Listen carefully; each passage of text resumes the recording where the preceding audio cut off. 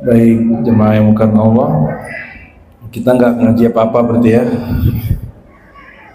Kita bacakan 1-2 hadis sajalah ya.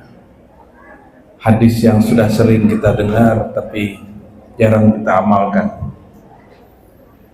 Kata Sayyidina Abu Musa al-Ash'ari, sahabat Nabi yang berasal dari Bani Ash'ari yang ada di Yaman,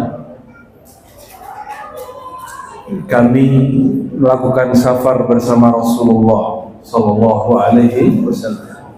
Kunna nusafiru ma'a Rasulillah sallallahu alaihi wasallam. Idza ashrafna ala jabalin aw wadin halalna aw kabbarna. Kami kalau melewatin gunung, lembah, kami zikir, tahlilkah, takbirkah. Tapi irtafa'at aswatuna, suara kami meninggi, tingginya lebay sekali. Tahu lebay ya? Terlalu berlebihan. Lalu ditegur oleh baginda sallallahu alaihi wasallam. Apa kata beliau? Irba'u ala anfusikum fa innakum la tunaduna summan wala ghaiban. Hendaklah kalian menyebut nama Allah dengan biasa-biasa saja. Kenapa? Jangan terlalu euforia, jangan terlalu berlebihan, karena kalian tidak sedang menyeru yang jauh, gaib, yang tiada hadir ataupun yang tuli. Lalu ketika Nabi bicara begitu, ternyata ada seorang sahabat yang tadi namanya Abu Musa al-Ash'ari. Dia tidak ngikutin zikir sahabat yang lain. Dia punya zikir sendiri.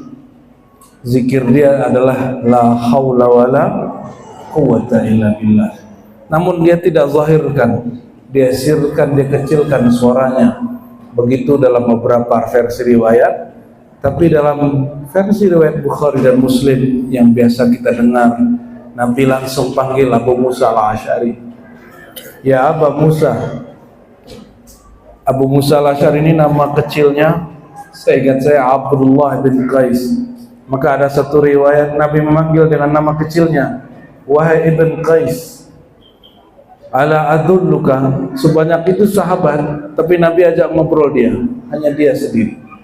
Ala adulluka ala kanzin min kunuzil jannah. Maukah kamu aku tunjuk ajarkan tentang apa? Investasi surga. Kanz min kunuzil jannah, perbendaharaan di antara perbendaharaan surgawi. Lalu ia mengatakan, bala ya Rasulullah, tentu wahai baginda. Betapa terkejutnya dia, zikir yang dia baca. Lalu Nabi mengatakan, itulah kanzun min kunuzil jannah. Nabi mengatakan, la hawla wa la quwwata illa billah kanzun au kalimatun min kunuzil jannah, adalah kalimat yang membuat investasi surgamu naik terus. Jadi kalau mau ingin cari orang kaya nanti di akhirat, carilah orang yang banyak baca la haula wala quwwata illa billah. Hadis ini kisahnya satu, namun redaksi periwayatannya lebih dari satu. Makanya saya gabung beberapa versi. Dalam satu versi kalimatnya, kalimatun min kunuzil jannah.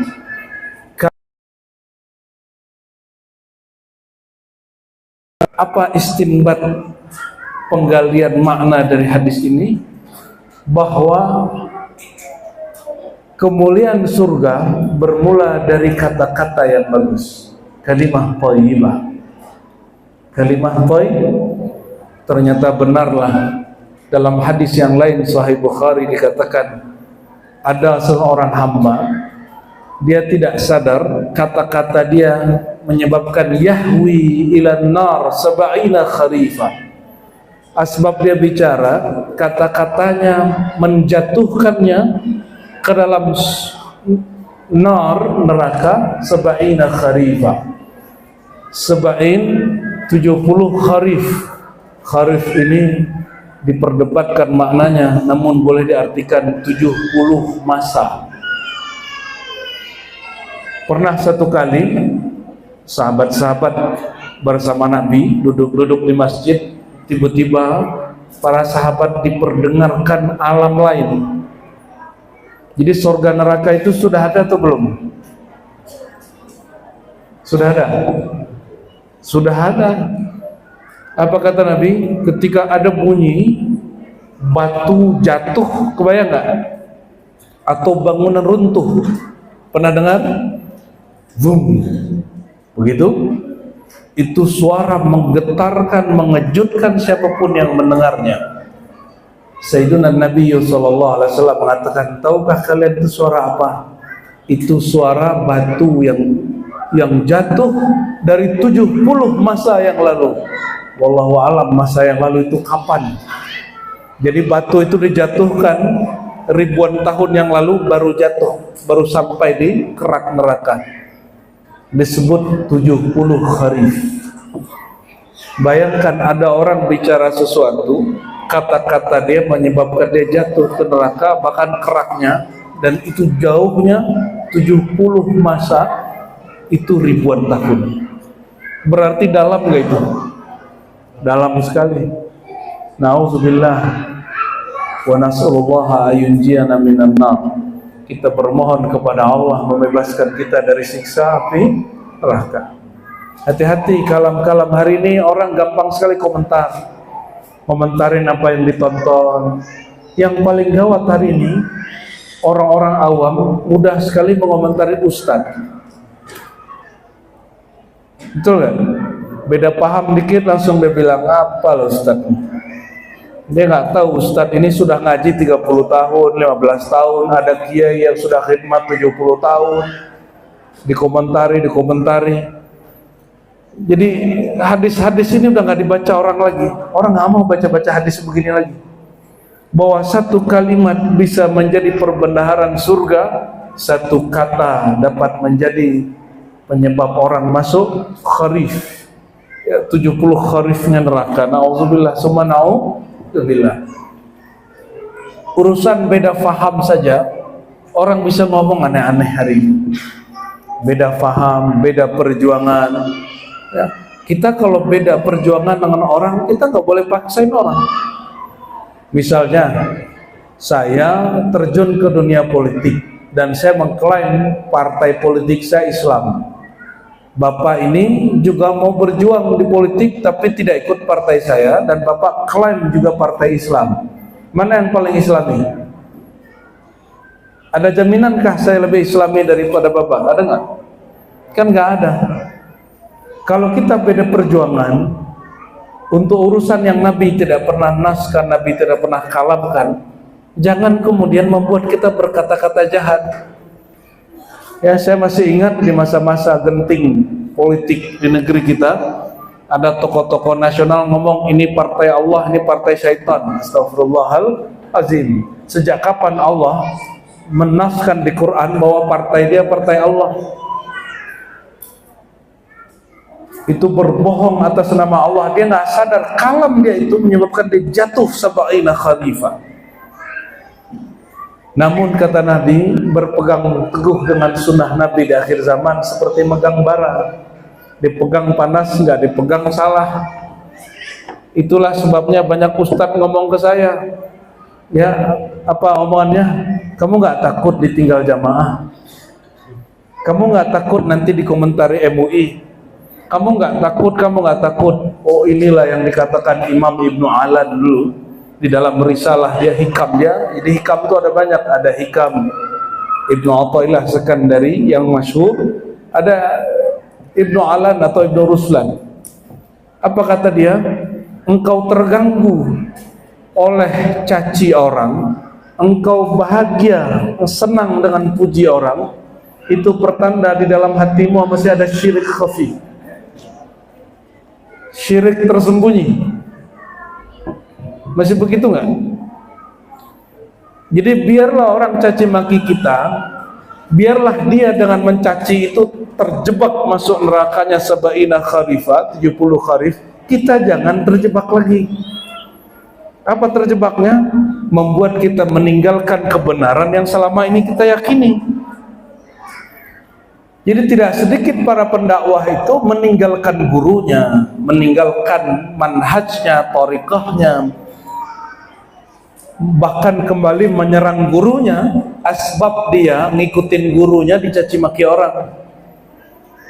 Baru dibully sudah mundur.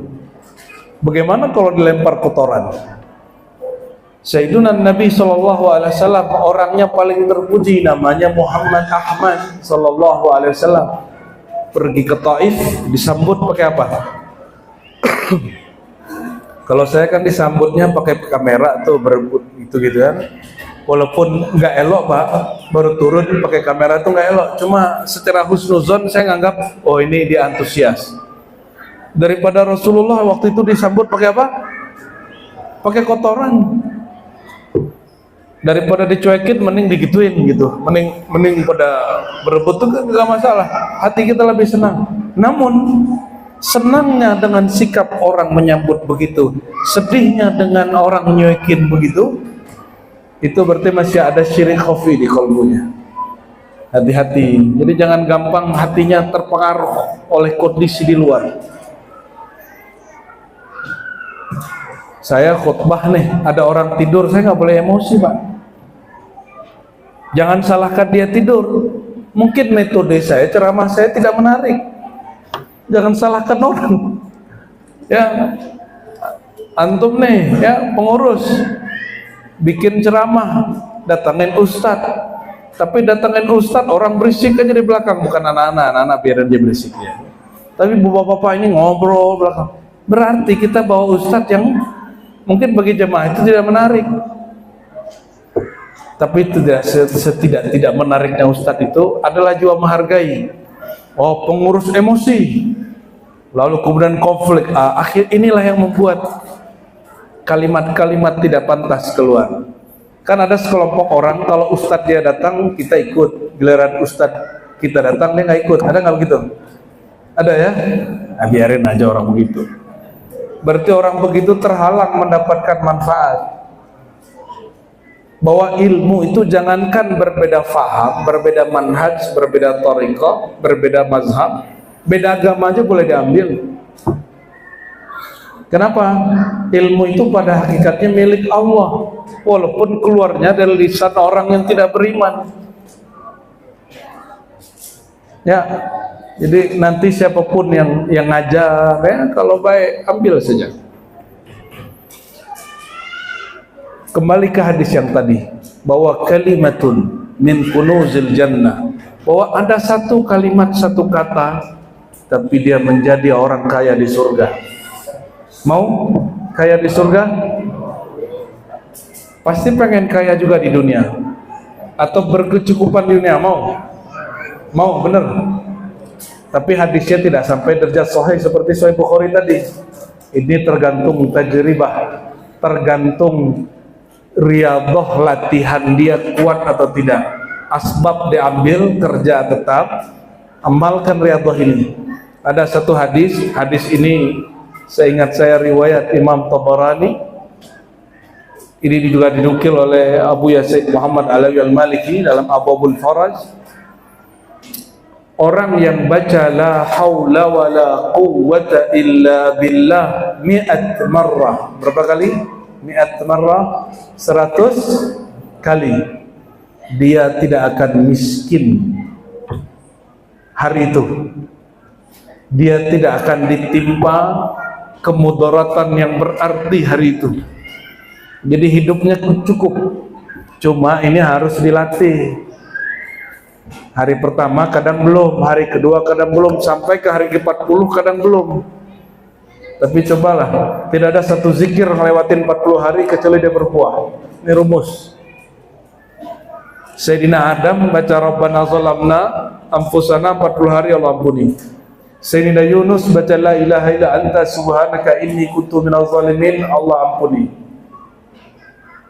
Sebutlah semua amalan. Jadi semua amalan hari ini yang turun, yang sudah dikenal sebagai wirid, sebagai zikir, itu sudah diamalkan nabi-nabi terdahulu yang jumlahnya 124.000, minimal 40 hari. Namun yang diriwayatkan kepada kita hanya beberapa riwayat saja. Dalam Al-Bidayah wa Nihayah Ibnu Katsir disebutkan bahwa Sayyidina Adam ada 3 versi riwayat. Dia sujud baca Rabbana zalamna, satu riwayat 40 hari, satu lagi 400 hari, satu lagi menyebutkan 4 tahun, wallahu alam. Cuma itu mustahil lah. Yang paling masuk akal 40 hari. Fatalaqa Adam, ya, Sayyidina Adam datang ya kepada Allah min Rabbih dengan apa? Kalimat, dengan beberapa lafaz kalimat. Salah satu kalimatnya adalah Rabbana zalamna. Ya. Kita kembali lagi ke hadis yang awal. Kalimatun min kunuzil, bahwa ada kalimat itu membuat seseorang punya perbendaharaan surga. Saya mau tanya, ini yakin nggak surga itu ada? Betul nih, serius nih. Kalau ya, pasti besok baca la haula wala quwwata illa billah 100 kali pagi dan sore. Insya Allah ya. Ya paling 40 hari lupa lagi. Kadang-kadang 3 hari habis majelis sudah lupa lagi. Allah itu begitu. Kenapa banyak ustadz? Supaya jamaahnya nggak banyak lupa. Masalahnya ustadznya sendiri nggak mengamalkannya, itulah masalahnya. Namanya Ustadz Lilin. Ustadz Lilin ini menerangi makhluk, tapi dirinya terbakar. Kenapa? Dia tidak punya amalan pribadi, tidak punya wirid-wirid yang dia jaga untuk menjaga kerohanian dia kepada Allah. Maka pengurus masjid, para dai, para ustadz harus punya waktu berhalwat kepada Allah, walaupun hanya 10 menit, 30 menit sehari. Ya. Walaupun berapa menit? 10 menit sampai 30 menit. Namun kalau sudah advance, orang mahir, dia nggak perlu duduk, dia nafas qiyaman wa qu'udan wa ala junubihim, mau dia duduk, berdiri, mau dia tidur, nafasnya naik turun bersama Allah. Makanya Al-Imam Abu Yazid berkalam, seandainya murid melihat kita hari ini, pasti mereka zindik. Kenapa zindik? Oh, ternyata wali Allah tuh gak mesti wiridan 1 jam 2 jam, cukup nongkrong-nongkrong aja, ngopi-ngopi jadi wali. 70 kali mi'raj sehari semalam. Itu kata Abu Yazid, lau arafu bidayatna, seandainya mereka mengerti bidayahnya kami, permulaan kami, bahwa kami dulu, kata Abu Yazid ini, Imam Abu Yazid, bayangkan di zaman itu masjid sedikit. Dia tinggal bukan di Baghdad, dia tinggalnya di Persia, ya, Bustam. Abu Yazid itu dari negeri Bustam, maka disebut Bayazid Bustami. Sayyidina Abu Yazid ini wafat sama dengan Imam Muslim. Imam Muslim dari negeri Kusyair, ini tetanggaan dia. 261 Hijriah, ya, bukan 256. Imam Abu Yazid ini, dia punya amalan apa? Jalan kaki ke ribuan masjid. Jalan kaki, sholat di sana. Sholat tahiyatul masjid kah? Tergantung ahwalnya. Hari itu lagi duha, dia sholat tahiyatul masjid, sholat duha. Kalau datangnya pas lagi 5 waktu, dia sholat 5 waktu. Hanya sekedar melangkahkan kaki, merasakan sujud di masjid itu. 1000 masjid, jalan kaki. Makanya di Jawa itu tidak sedikit saya jumpa santri-santri disuruh kiainya, kamu riyadhah jalan kaki dari Surabaya ke Malang. Banyak begitu. Dari Malang ke Jogja, Jogja ke Cirebon, Cirebon ke Jakarta. Gak boleh bawa handphone, gak boleh bawa dompet. Sanggup gak? Itu tarekat orang lama itu, kita nggak sanggup. Untungnya kita di akhir zaman, jadi banyak rukhsahnya. Ulama kita sudah tahu amalan kecil tapi rahasianya besar gitu. Ini rahasia ulama akhir zaman. Jadi mereka bisa menggandakan amalan, jadi diramu-ramu ilmu ini, ya amalan ini, tarekat ini, sanad ini gabung.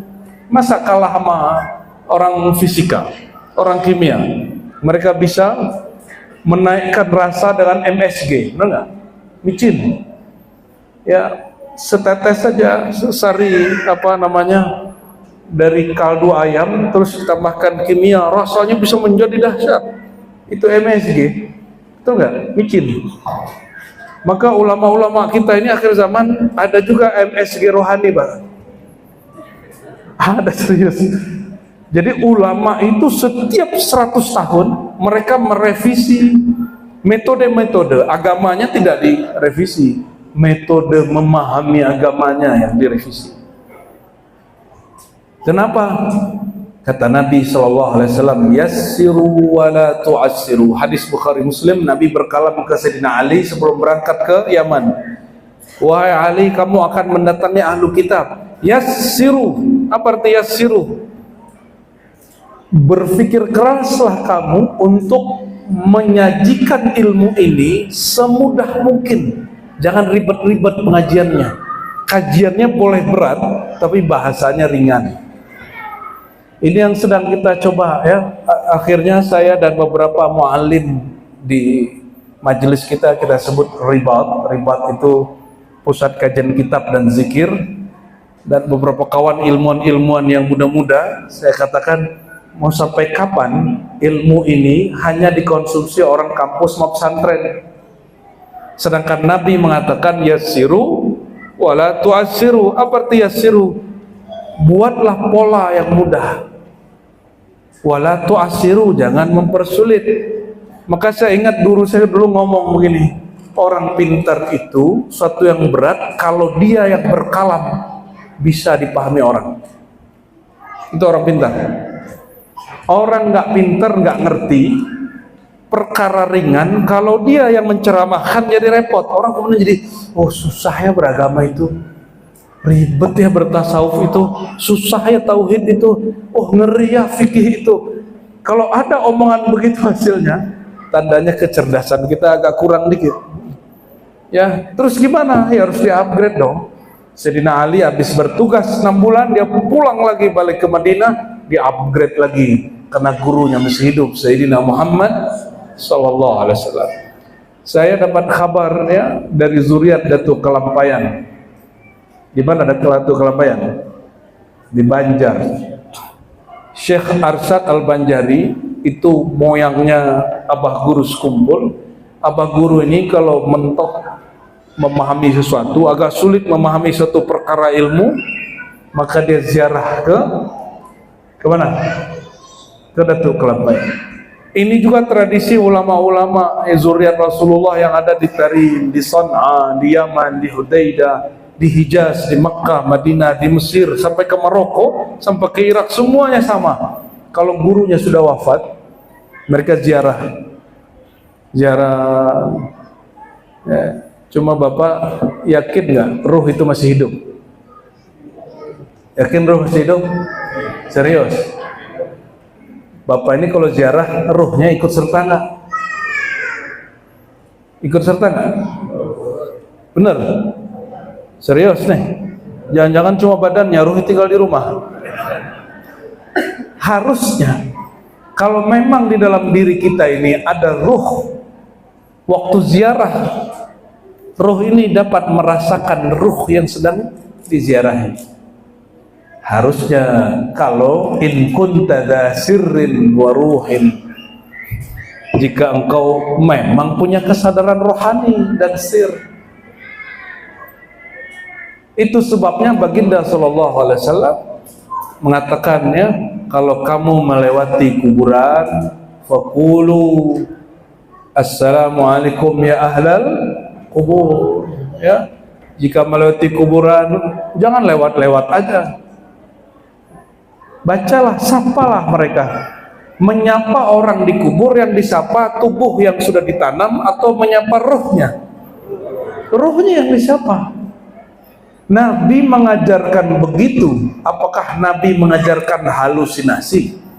Apakah Nabi mengajarkan sesuatu yang sia-sia? Mengajarkan salam untuk orang yang nggak akan jawab? Kan nggak begitu. Karena ini dari kalam sahibur risalah wan nubuwah wal walayah.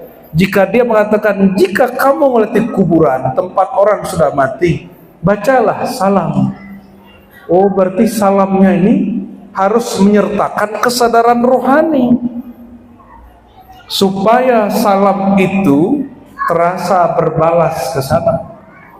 Namun yang tidak menyertakan rohani, baca salam karena ikut sunnah Nabi, sudah dapat ganjaran pahala, namun mungkin tidak dapat kesadaran rohaninya.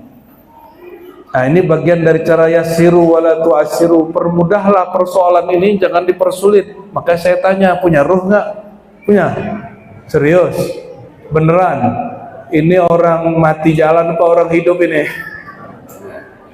Namun masalahnya apa? Kesadaran akal ini jadi penghalang kesadaran ruh. Kapan ruh ini mulai sadar? Biasanya kalau akal sudah mentok. Kalau udah punya masalah, baru ruhnya kuat. Ya.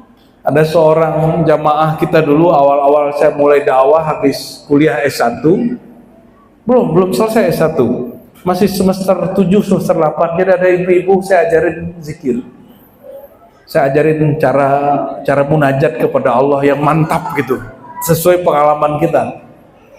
Ternyata si ibu ini cerita dia, Ustadz, saya ini nggak pernah nangis kalau sholat, tapi suatu kali suamiku sakit, hidupnya bergantung kepada suaminya. Dia sholat duha 12 rakaat, dan katanya itu sholat paling nikmat yang pernah aku rasakan. Habis sholat dia berdoa, ya Allah, Tuhan yang aku sembah, yang kesehatan suamiku digenggam oleh tangannya, tolong sembuhkan suamiku. Sujud dia mengatakan, ya Allah, sembuhkan suamiku, sembuhkan, berteriak dalam hatinya. Dia kembali ke rumah sakit, suaminya udah sembuh. Besok-besok dia sholat duha lagi, nggak nangis Pak, karena suaminya sudah sembuh. Kayaknya supaya dia khusyuk, suaminya sakit lagi harusnya. Paham nggak maksudnya? Mau sampai kapan khusyuknya bergantung dengan nasib? Khusyuk jadi khusyuk itu ada dua, ada khusyuk makom, ada khusyuk hal. Khusyuk makom, dia tetap khusyuk walaupun keadaan di luar dirinya tidak mendukung. Kenapa?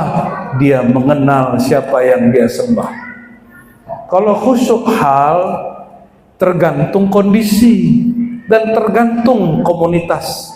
Kalau lagi malam muhasabah, diingat-ingatkan dengan abah dan emak, barulah ingat. Apalagi malam hari raya, orang takbiran nangis, ternyata si fulan menangis bukan karena rindu kepada Allah, tapi rindu berhari raya di kampung halaman. Ya. Banyak orang begitu? Banyak begitu ya. Mungkin yang hadir malam ini pernah mengalaminya.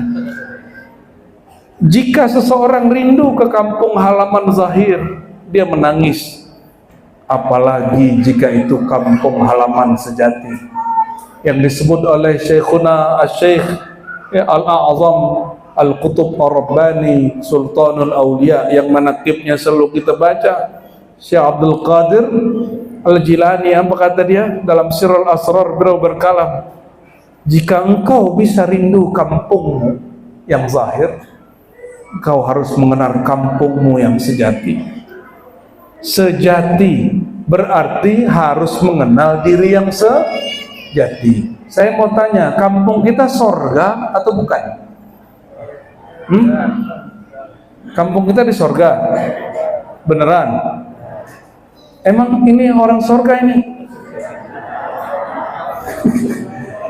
Ini orang dari sorga ini? Ya. Kalau ini orang kampungnya dari sorga, berarti pulangnya hanya sampai ke sorga, nggak pulang ke Allah.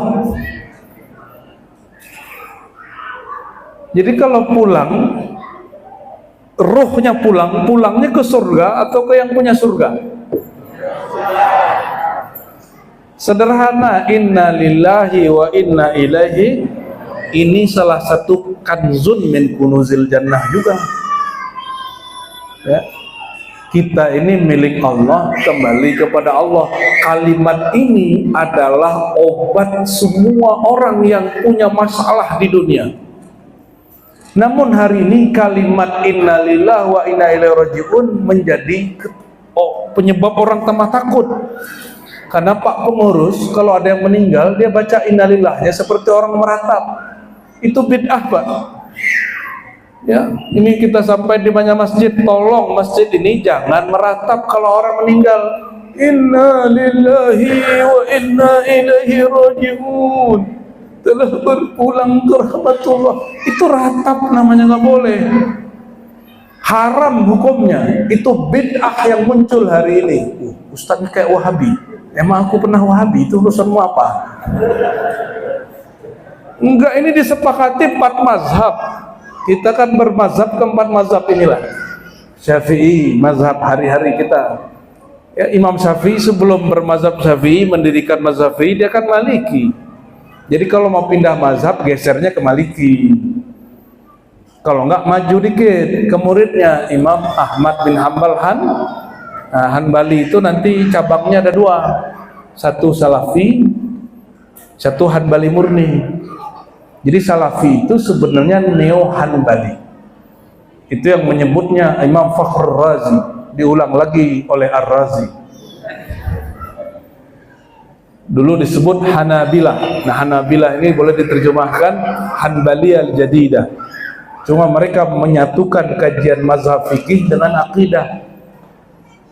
Di situ mulai rusaknya, pecah kongsilah antara mazhab Syafi'i dengan mazhab Hanbali dulu. Puncaknya di zaman Ibnu Taimiyah, puncak keduanya di Muhammad bin Abdul Wahab, Imam Wahabi.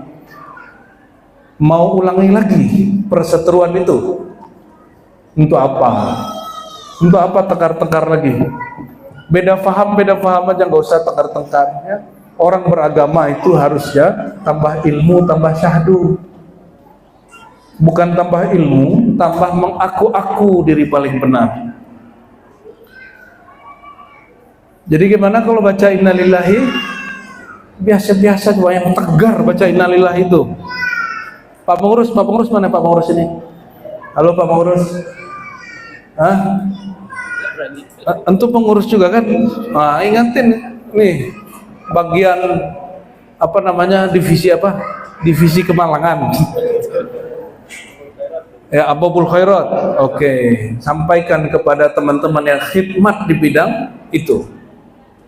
Jangan buat pengumuman dengan suara meratap, dengan suara yang seperti sedih-sedih. Kata Sayyidina Al-Imam Mu'ta'ilah Sekandari, ya, salah satu wali Allah, wali kutub, beliau mursyid Tariqah Syaziliyah, Imam Ahlus Sunnah wal Jamaah. Apa kata dia? Musibah itu Aidul Muridin. Kemalangan itu adalah hari rayanya seorang murid, seorang salik, seorang muslim yang ingin mengenal Allah. Ini ingin kenal Allah semua? Ingin dapat ridha Allah semua? Kalau kita dapat ujian itu, walaupun kita sedih, tapi sebenarnya rohani kita sedang berpulang kepadanya. Pulang kampung asik nggak? Iya, kalau disambut orang kampung. Kalau kampungnya masih ada, kecuali ini tuan-tuan ini sudah jual tanah di kampungnya, lalu diusir orang kampung. Oh, saya udah mulai batuk, berarti udah mulai selesai nih, Pak. Ini bagian dari investasi surga juga. Orang mengatakan inna lillah, kami ini milik Allah. Orang kalau baca ini, yang tadinya loyo dia tegar lagi. Dan kita pasti kembali kepada Allah. Kita bilang kalau mau pulang kampung semangat, Pak. Kita merantau, ini yang generasi pertama nih masih ngerasain. Generasi anak-anak ini sudah nggak paham. Yang remaja ini saya nggak tahu ini. Bapak-bapak ini pulang pergi merantau ke Batam, itu salah satu event paling bahagianya pulang kampung bawa duit banyak, benar nggak? Apalagi sudah bangun rumah di kampung, kebanggaan orang. Ini al-masal al-a'la, ini perumpamaan saja. Jika kita betul punya kampung di surga, anggaplah ini punya kampung di surga ya, amin. Betul deh. Di surga punya kampung, tapi tidak pernah bangun kampungnya. Disebut-sebut gak namanya di sana? Kalau pulang nanti ke kampungnya, tapi belum bikin rumah, mau nginap di mana? Paham maksudnya? Kalau betul ini mau pulang kampung ke surga, ayo punya investasi surga. Maka mau beramal nggak? Mau bangun surga tiap hari kan? Oh, kata Nabi sallallahu alaihi wasallam, subhanallah wa bihamdi, subhanallahil azim, gharsun fil jannah. Hadis Muslim. Orang baca subhanallah wa bihamdi, subhanallahil azim, itu adalah kebun-kebun, taman-taman, pohon-pohon di surga. Dalam hadis yang berikut Nabi mengatakan satu pohon di surga kalau orang jalan di bawahnya 100 tahun perjalanan. Hadis Sahih Muslim. Satu zikir Allah ciptakan, Allah tumbuhkan nanti di surga berapa? Satu pohon, ya. Tapi satu pohon ini rindangnya, ujung rindang yang timur sama baratnya, kita baru kelar jalan di bawahnya 100 tahun di dunia. Itu luas apa sempit? 100 tahun perjalanan di sini. Kalau di sorga ya paling cuma berapa jam. Kan di sorga itu 1000 tahunnya kita. Sehari di sana 1000 tahun kita. Kalau 100 tahun di kita, berarti berapa jam di surga? Berapa menit? Nggak ada 1 jam, tapi itu 1 jam surga. Bayangkan kata Nabi, orang yang punya amalan pagi sore, sholat, dia akan diizinkan menatap wajah Allah yang indah setiap pagi dan petang, pagi dan sore. Anak sekarang udah nggak tahu petang, taunya sore. Dulu kita waktu ngaji kitab-kitab Melayu masihlah kita sebut petang-petang ya, petang senja gitu. Anak sekarang udah nggak tahu, mau taunya sore, betul kan? Jangan-jangan bapak-bapak ini sudah nggak tahu juga kata petang.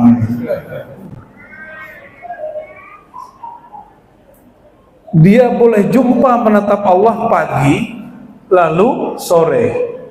Sore lalu pagi. Namun jarak dari pagi dan sore setengah dari 1000 tahun. Berapa setengahnya? Itu lama atau sebentar? Jadi sehari di surga kita nunggunya 500 tahun baru jumpa Allah lagi. Inilah yang buat mabuk rindunya ahli surga ingin jumpa Allah. Maka Allah izinkan kawin banyak-banyak di surga. Makanya satu orang minimal punya ratu 72. Itu di surga paling tinggi itu. Kalau surga paling rendah, satu orang cuma dapat 2 ratu. Itu orang terakhir yang keluar dari neraka. Berarti orang terakhir yang masuk surga. Apa kata Allah? Fulan, kenapa kamu tatap-tatap pintu surga? Ini hadis Bukhari Muslim nih. Kata si fulan nih, ya Allah, sepertinya surga itu indah. Izinkan aku mendekat ke gerbang surga. Lalu Allah izinkan. Tapi sebelum itu Allah tanya, habis ini kamu gak ada pertanyaan lagi kan? Gak ada, insya Allah gak ada lagi ya Allah. Sampai di gerbang surga dia bilang, ya Allah, itu kayaknya ada pohon rindang sekali ya Allah. Kayaknya di bawahnya sejuk. Izinkanlah aku untuk ke sana barang sebentar saja. Setelah ini ya Rabb, aku tidak minta apa-apa lagi. Sungguh demi Allah, demi Engkau ya Allah, aku tidak minta apa-apa lagi. Lalu apa kata Allah? Oke, diberangkatkan dia ke bawah pohon. Itu pohon paling tidak paling rendah harganya di surga. Pohon paling rendah harganya di surga, tapi terlihat dari neraka itu rindang sekali. Setelah dia duduk di bawahnya, ya Allah, kalau sudah begini janganlah kembalikan aku ke neraka. Fadhahika Rabbuna Azza wa Jalla, begitu dalam hadis yang sahih. Lalu Allah tersenyum tertawa. Kalau Allah senyum tertawa, hanya Allah yang tahu senyumnya. Maksudnya Allah tidak marah. Tuh Allah aja nggak pemarah. Kok kita marah-marah terus ya? Orang beragama nih kok tambah paham agama tambah banyak marahnya ini. Allah tersenyum. Maksudnya kalau dalam tafsir-tafsir itu, syarah-syarah, Allah tidak murka. Jangan dibayangkan orang tertawa giginya terlihat, bukan begitu. Berarti ente membayangkan Tuhan punya gigi, punya bibir, punya hidung. Berarti membayangkan Tuhan mirip dengan makhluk, itu tidak boleh. Lalu apa kata Allah? Oke, kalau begitu wahai hambaku, kamu tidak usah kembali ke neraka. Senangnya dia. Lalu Allah berkalam, bayangkanlah semua nikmat dunia yang paling kau harap-harapkan dan paling kau bayangkan, inginkan, cita-citakan waktu dunia. Lalu dia bayangkan. Coba saya minta Bapak Ibu ini bayangkan nikmat tertinggi di dunia. Coba bayangkan 1 detik saja. 1, 2, 3. Sudah? Sudah? Siapa tahu nih kan Bapak Ibu orang yang terakhir itu. Dimulai dari sekarang, Pak. Jangan merasa kita ini bukan dia. Siapa tahu kita orang yang tadinya dikekalkan masuk neraka. Jangan sok-sokan ya, belum tentu sholat kita tadi itu menyelamatkan kita. Anggap saja kita orang terakhir itu. Apa yang tadi terbayang? Kawin, rumah, duit, apa lagi? Makan, jalan, gitu. Ya, udah nggak sempat ya. Kata Allah, hambaku, bayangkan yang tertinggi. Dia bayangkan, cuma dikasih waktunya agak lamaan, nggak 1 detik. Dia bayangkan itu, lalu Allah berkalam, wahai hambaku, bagimu bi'ashri amsalha, kamu aku izinkan dapat 10 lipat ganda dari nikmat tertinggi yang kau bayangkan di dunia. Hadis sahih riwayat Bukhari dan Muslim. Cuma apa? Dia ini ketika Allah mengizinkan seorang sahabat cari sahabat di neraka, orang ini nggak jumpa deh Pak. Kenapa? Mukanya udah hancur. Jadi waktu dicari kawannya nggak ada yang bisa nyelamatin dia. Kenapa? Muka dia sudah hancur. Jadi orang masuk neraka itu muka itu udah nggak utuh lagi, nggak bisa dikenali. Lalu kata Allah, wahai hambaku, jika engkau hendak membantu saudaramu yang sebenarnya bukan yang berkawan dulu di dunia itu, tapi setiap orang yang di kolbunya ada misqala dzarratin min iman, ada sebiji zarah iman. Ternyata sebiji zarah ini pun nggak kebaca sama orang ini. Maka dia keluarkan, sisalah 1 orang ini nggak dikeluarkan. Nggak tahu dosa dia apa dulu, apa dia durhaka ke orang tuanya, apa dulu dia korupsi, apa dulu dia ria, ya. Syirik khafi itu biasanya boleh masuk surga, tapi terakhir yang tidak masuk surga adalah syirik akbar. Itu yang membuat orang murtad. Kalau syirik khafi itu urusan rohani, kalau Allah tidak ampuni, selesai kita. Tapi kalau syirik akbar, tidak ada ampunan dari Allah Subhanahu. Syirik khafi itu masalah, bukan masalah orang awam. Ulama pun punya penyakit syirik khafi. Aktivis dakwah pun punya masalah syirik khafi.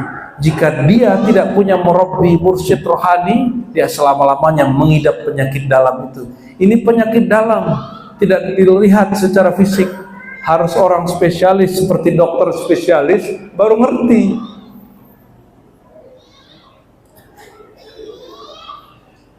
Udah jam 9, Pak. Jadi kembali ke yang tadi, innalillahi itu aset surga. Subhanallah bihamdi sulazim aset.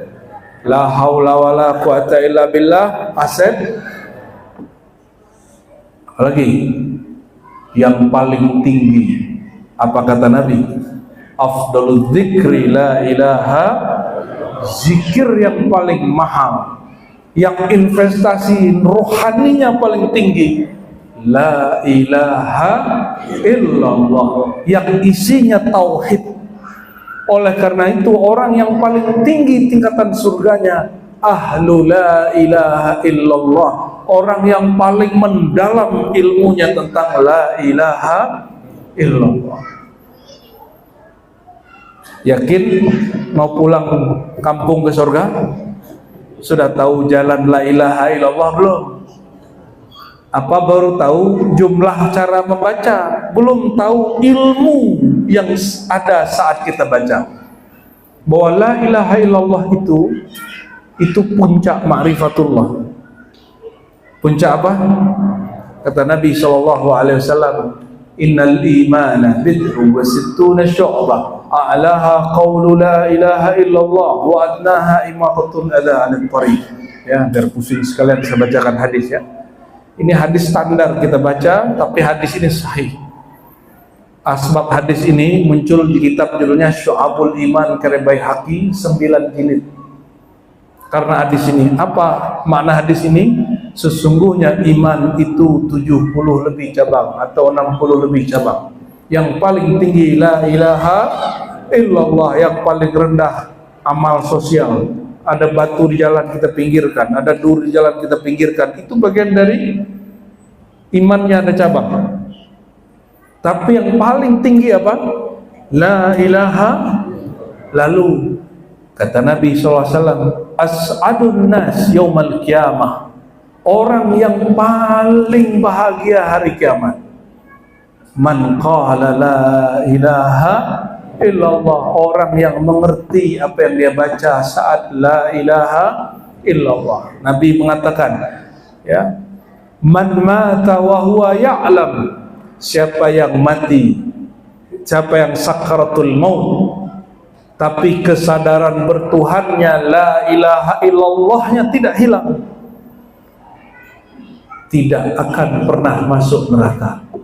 La yadkhulan nar, tidak akan pernah masuk neraka. Di riwayat lain, lam tamassuhun nar, tidak akan disentuh api neraka.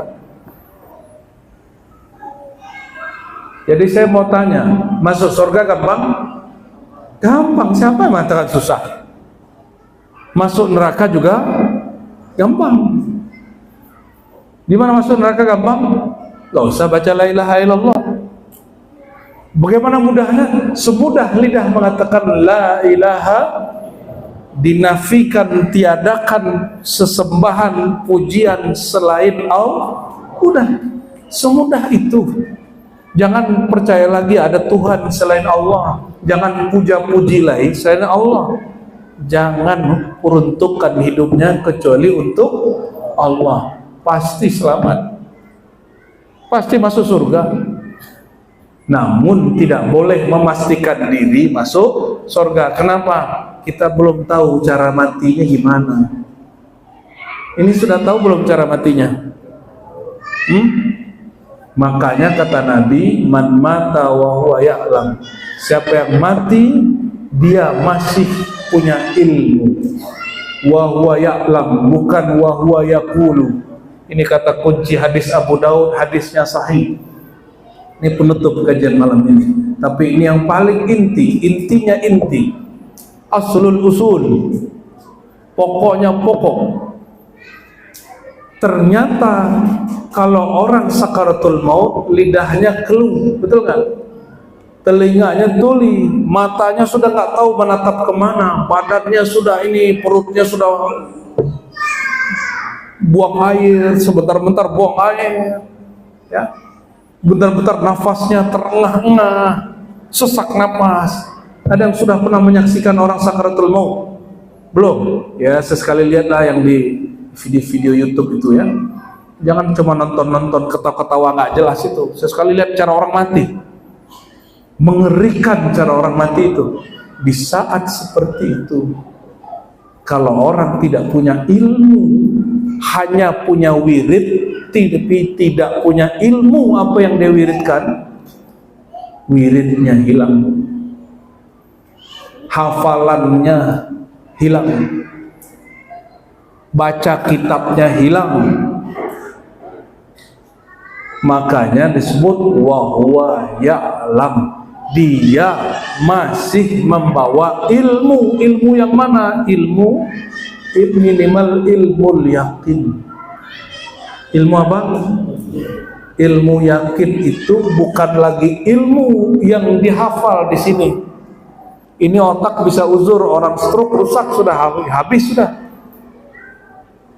Tapi al-yakin yang tembus sampai kepada keyakinan, yang kata Sayyidina Ali, keyakinan itu mau diubah gimana pun tidak berubah, diancam bagaimanapun tidak berubah. Ini yang terjadi pada Sumayyah, yang terjadi pada Yasir, yang terjadi pada Bilal bin Rabah radhiyallahu taala anhum ajmain, disiksa karena ilmunya sudah sampai yakin. Mereka tidak berubah. Apa itu ilmu yakin? Dikuatkan pakai akal, dirasakan pakai kolbu, disaksikan dengan ruh. Itu baru disebut ilmu yakin. Hanya ilmu itu yang akan bertahan nanti sewaktu sakaratul maut. Dan ilmu itu bukan di kitab, adanya di kolbu guru-guru aulia Allah, kekasih-kekasih Allah. Kalau kita ini bukan wali Allah, minimal kita berguru ke wali Allah, minimal kita ini mengambil ilmu dari dadanya. Kata seorang imam di Mekah namanya Sulaiman Zuhdi. Sulaiman Zuhdi ini punya anak namanya Ali Ar-Ridha. Ali Ar-Ridha ini punya murid, dan juga Sulaiman Zuhdi punya murid banyak orang-orang kita. Dalam satu risalahnya dia mengatakan, hadzal ilm ilmu sudur. Ilmu ini ilmu yang disimpan Allah di dalam dada. Fata'addabu ala ahli, maka jagalah adabmu terhadap orang yang punya ilmu itu di dadanya. Kenapa? Ada hadis qudsi, man adali waliyan faqad adantuhu bil harb. Siapa yang menyakiti kekasihku, kekasihku itu bukan orang, mohon maaf ya, kalau saya pakai begini, pakai kopiah bersorban, bukan. Itu namanya penampilan ulama, belum tentu ulama. Ada kan mantan artis sorbannya lebih gede dari kita, udah berani komentarin kita sekarang ya. Alhamdulillah. Saya cuma ngomong kamu nyantri dulu lah baru komentari saya nggak usah jawab Anda ya. Ngaji dulu ke kiai-kiai baru tebelin itu sorban ya. Baru sorban tebel, baru pakai gamis Arab, udah sombong, udah berani berfatwa, udah jadi komentator di mana-mana, udah jadi mufti banyak hal. Kita ini diajarin guru dari dulu, fatwa, petuah itu fijur fihar minan nar. Dia di tebing-tebing neraka. Makanya semakin hebat ilmu seseorang, semakin hati-hati dia berfatwa. Karena dia tahu fatwanya, maharnya, dua aja. Benar masuk surga, keliru, tergelincir di neraka. Ya. Dulu kita diingetin betul sama guru kita dari Suriah ya. Apa kata beliau? Hati-hati ente berfatwa. Kalau nggak ngerti, nggak usah berfatwa. Maka walaupun saya dapat izin berfatwa oleh sebagian guru saya hanya menukil fatwa. Tidak berani berfatwa. Jadi yang kita lakukan hanya menukil fatwa ulama-ulama. Kecuali darurat sekali perkara ini belum ada di kitab Arab, belum ada di kitab-kitab yang lama. Contohnya nih, zaman-zaman dulu GoFood, udah ada belum? GrabFood, ShopeeFood, Food itulah yang online itu. Nggak ada fatwanya di Arab dulu itu. Kalau bapak sakit ini ada kartu apa namanya? Ya kawan saya, karena kata dia tidak ada di kitab ini. Emang tidak ada, maka ini bidah, ini haram ini. Astagfirullahaladzim. Ya, sakit anaknya terpaksa juga pakai BPJS, dicabut fatwa haramnya. Nggak begitu berfatwa sembarang-sembarang ya. Fatwa itu ada marhalah-marhalahnya, ada ilmunya ya. Jadi sederhana saja, mau memastikan, bukan memastikanlah, mau menyiapkan diri pulang kampung ke surga, karena katanya kampungnya di surga kan. Kalau kampung saya nggak di surga, kampung saya hadirat Allah yang punya surga. Maka lafaznya innalillah, kami ini milik Allah, kembali kepada Allah, bukan kembali ke surga. Maka zikir kita bukan wasilah kita masuk surga. Zikir kita hanya penawar rindu. Karena ruh ini terhijab oleh dunia, terhijab oleh jasad, terhijab oleh akal, maka perlu kalimat-kalimat zikir untuk menawar rasa rindu kepada Allah. Maka disebutlah penawar ini zikir. Zikir ini pengingat. Maka ulama kita mengatakan zikrullah syifaul qulub. Zikir itu penawar kolbu yang rindu. Jadi kenapa kita perlu zikir? Supaya kerinduan ini tetap dijaga dan dia tetap ingat bahwa dia pernah jumpa dengan Allah. Dia pernah berasal dari hembusan kemuliaan Allah, ya, disebut hadiratul hadirah, ya, yang ada di hadapan Allah, yang mereka disebut muqarrabun, orang-orang yang dekat sekali kepada Allah. Semua kita ini pernah dekat kepada Allah. Maka Allah berkalam dulu di hadiratul hadirahnya, di hadratus syahadahnya, alastu bi rabbikum, ya, bukankah aku ni Rabb kamu? Itu belum ada surga, belum ada neraka. Belum ada surga, belum ada neraka. Itulah kampung sejati kita, kampung berhadap-hadapan dengan Allah, berkalam-kalam dengan Allah, menatap Allah Ta'ala. Lalu kita menjawab semua, bala syahidna, benar ya Allah kami menyaksikannya. Ada yang ingat? Nggak ada yang ingat kan? Karena mengingatnya pakai otak, otaknya seumur dengan badannya. Ini terjadi sebelum otak ini dicipta. Otak ini bagian dari tubuh dari tanah. Kata Allah, inni khaliqun basharan min tin, aku ciptakan manusia dari tanah. Lalu aku sempurnakan, sawaituhu, aku sempurnakan dia. Setelah itu terjadi nafakhtu, aku hembus. Oh, ada manusia yang lain. Manusia tanah tiniyah, ada manusia ruhiyah. Itu yang disebut rahasia Allah. Kita hanya boleh membicarakan sejauh beliau Rasulullah membukanya, ulama-ulama pewaris membukanya. Lebih dari itu kita tahan diri. Itulah kampung sejati. Cuma kan yang hadir malam ini kampungnya di sorga. Tapi kita bisa hibur lagi. Nah, ada seorang imam punya kitab, apa judul kitabnya? Nafahat Ruh, apa ya? Dia mengatakan al-jannatu jannatani. Surga itu ada dua, jannatus syahwah, jannatur ru'yah. Surga itu ada dua, kampung halaman syahwat birahi, ada kampung halaman ru'yat ilahi. Makanya saya tanya, ini kampungnya yang mana nih? Bener ru'yat ilahi. Kayaknya malam ini upgrade nih ya.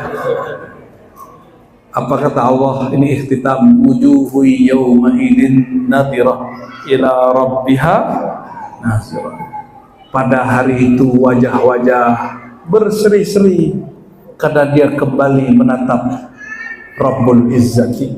Semoga semuanya mulai sadar lagi, kampungnya bukan surga syahwat birahi, tapi mesti masuk surga dulu.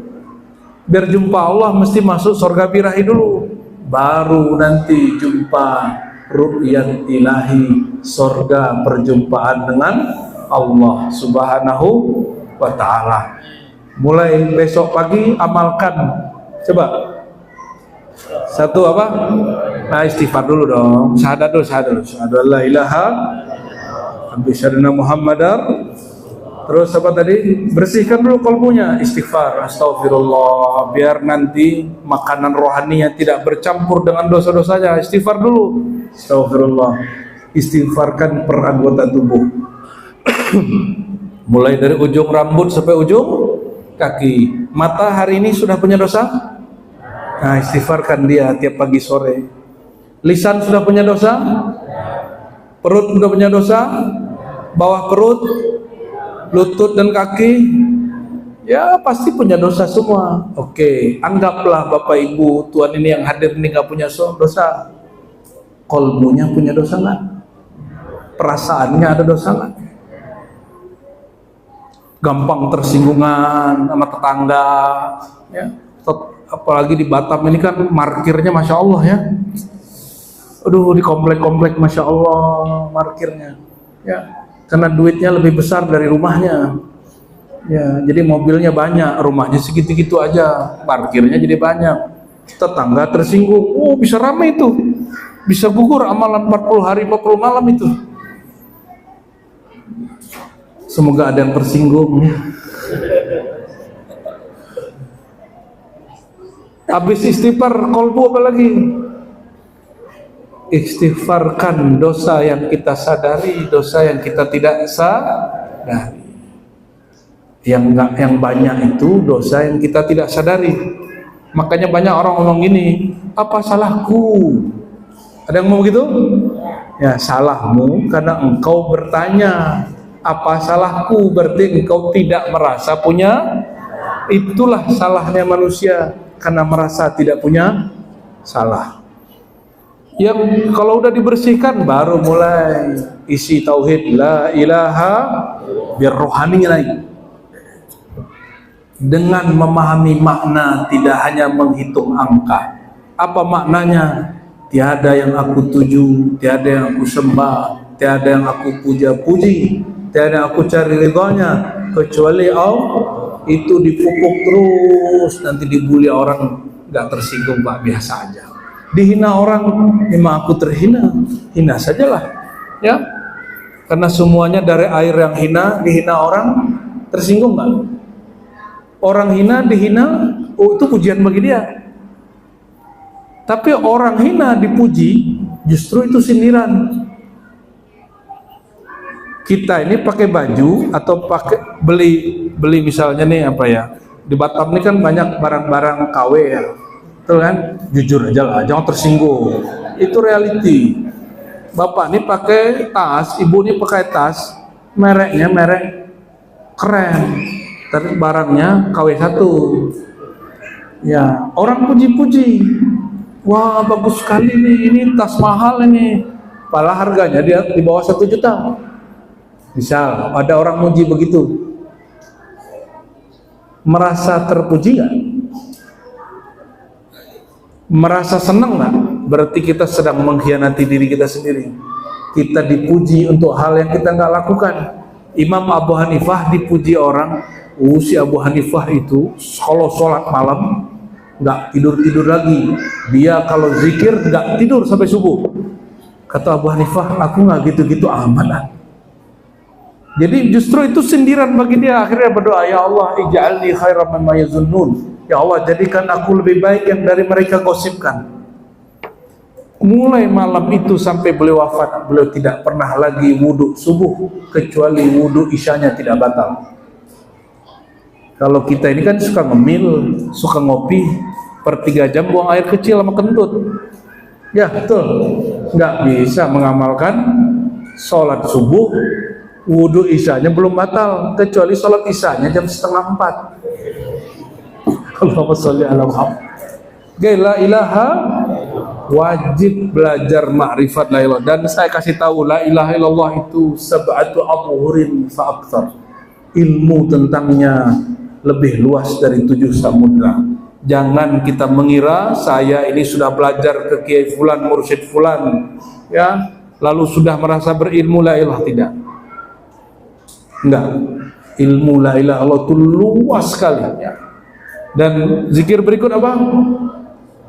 Subhanallah bihamdi subhanallahil, kalau ya, terus apa lagi? La haula wala, ya, kalau di Syadziliyah ada namanya wirid asas, istighfar la ilaha illallah, salawat subhanallah bihamdi subhanal azim, tambahkan la haula wala, masing-masing 100. Dan asyhidu, ya, saksikanlah nanti kalau ada orang ini masuk surga, itu orang konglomerat surga. Cuma karena kita ini belum masuk surga, kan masih nebak-nebak ini ya. Tapi insya Allah orang ini kalau istiqomah pagi sore sampai dia mati, dia mengamalkan itu, dia salah satu orang-orang yang terkaya di surga. Insya Allah bukan orang yang terakhir keluar di neraka dan awal terakhir masuk neraka tadi, terakhir keluar neraka, terakhir masuk surga. Waduh, saya nggak fokus, seperti udah habis waktunya. Allahumma sholli ala sayyidina Muhammad wa ala ali sayyidina Muhammad. Inna Allah malaikatahu yusalluna ala nabi ya ayyuhalladzina amanu sallu alaihi wa sallimu taslima. Allahumma salli wa sallim wa barik alaihi. Kita sholat badar ya. Salatullah salamullah ala taha rasulillah. Salatullah salamullah ala yasin habibillah. Tawassalna bismillah wa bil hadi rasulillah wa kulli mujahidin lillah bi ahlil badri ya Allah. Salatullah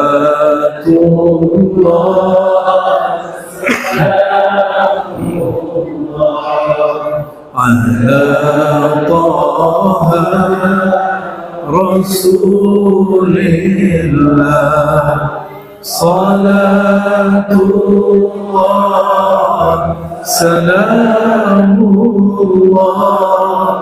ala yasin habibillah.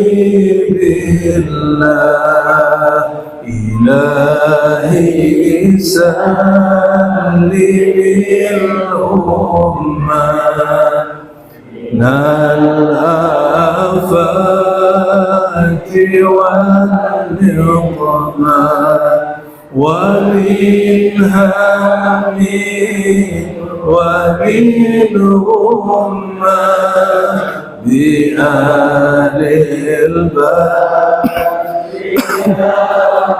Salatullah salamullah ala taha rasulillah. Salatullah salamullah ala yasin habibillah.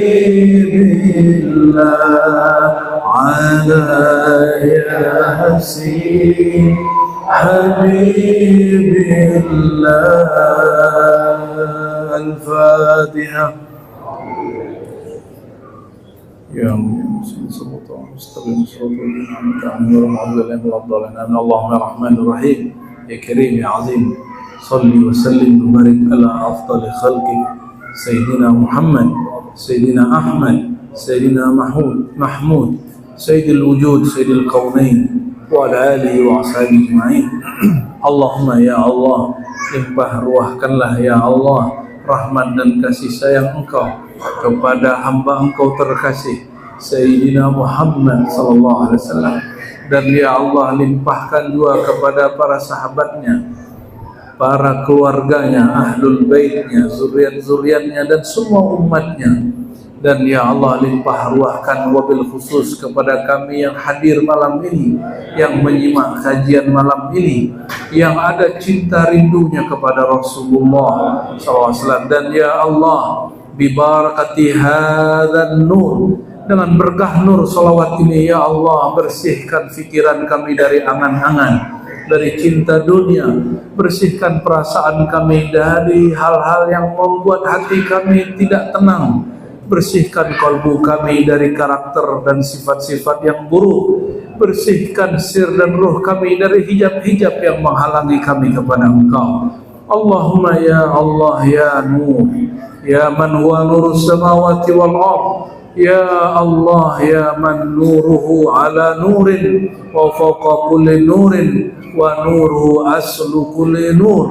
Ya Allah pemilik semua cahaya, pemilik semua keberkahan, pemilik semua ilmu, izinkan ya Allah berkah ilmu Engkau, berkah nur Engkau, tancapkan dalam kalbu kami ilmu yaqin, ainul yaqin, haqqul yaqin, sehingga tidak ada keraguan kami kepada Engkau, keraguan kami kepada malaikat-malaikat Engkau, kepada kitab-kitab Engkau, nabi-nabi dan rasul Engkau, pada hari kiamat yang Engkau kabarkan, pada takdir yang telah Engkau tulis dan tetapkan. Allahumma ya Allah tawaffana ya Allah ala qawlin wa ilmin bi'annaka la ilaha illa anta wa anna Muhammadan abduka wa rasuluk. Ya Allah jika Engkau wafatkan kami ya Allah, jangan Engkau ambil kesadaran ilmu bahwa tiada yang kami sembah, tiada yang kami puja-puji kecuali hanya Engkau. La ilaha illallah Muhammadur Rasulullah. Ya Allah jadikan kalimah ini, kalimah thayyibah mulia ini teman hidup kami. Jadikan dia nafas naik turun kami, jadikan dia pengantar tidur kami, jadikan dia ya Allah yang mengiringi kami saat nyawa berpulang ke hadirat Engkau. Jadikan ya Allah la ilaha illallah teman kami di alam barzakh. Jadikan ya Allah la ilaha illallah syafaat kami berjumpa Rasulullah di padang mahsyar.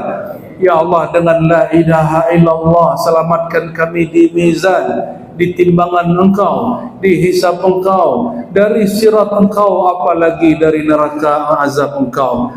Dan ya Allah innal jannah ya Allah sesungguhnya surga kunci-kuncinya di tangan baginda. Dan baginda Rasulullah SAW mengatakan miftahul jannah la ilaha illallah, kunci surga adalah la ilaha illallah. Maka ya Allah mohon jadikan kami orang yang berhak mendapatkan kunci ini dengan kemurahan dan rahmat Engkau ya Allah. Amal kami tidak pantas untuk mendapatkan kunci surga ya Allah, namun dengan kemurahan Engkau wahai Maha Pemurah, wahai Maha Kaya, jika Engkau memberikan kami kunci-kunci surga itu, Engkau tidak akan berkurang kekayaan Engkau ya Allah. Maka ya Rabb bikaramika fa'akrimna bimafatihil jannah. Ya Allah dengan kemuliaan Engkau, kemurahan Engkau, berilah kami ya Allah kunci-kunci surga.